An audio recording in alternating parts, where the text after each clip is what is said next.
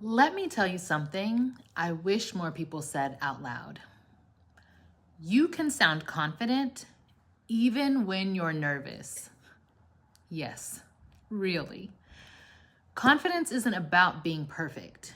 It's about being prepared, present, and in control of your voice, even when your heart is racing. Let me show you how to pull that off, especially in English.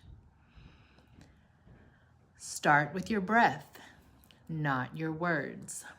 I know it sounds basic, but if you jump into speaking without a breath, you will rush, ramble, or freeze. That inhale, that's your anchor. It gives your brain time, your voice control, and your body the signal, we're okay.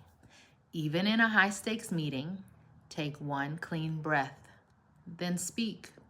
Your tone shifts instantly. Try it. It works. Don't perform confidence, position it. You don't need to fake boldness or force energy that doesn't feel like you. Instead, use what I call quiet command.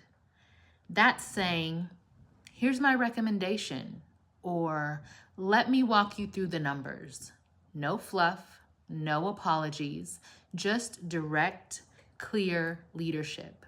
That's what lands. Own the pause.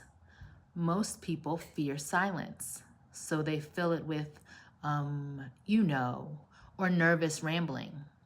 But when you pause on purpose, you sound grounded, certain, even if you're panicking inside a little. Say your sentence, pause. Let the room catch up to your point. That's how confident people communicate, and it's a skill you can build. Here's the truth. Confidence isn't loud. It's intentional. And even if English isn't your first language, you can speak like someone who knows exactly why they're in the room.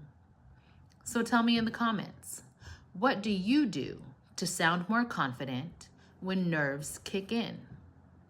Like, subscribe, and I'll see you next time for more ways to lead with language.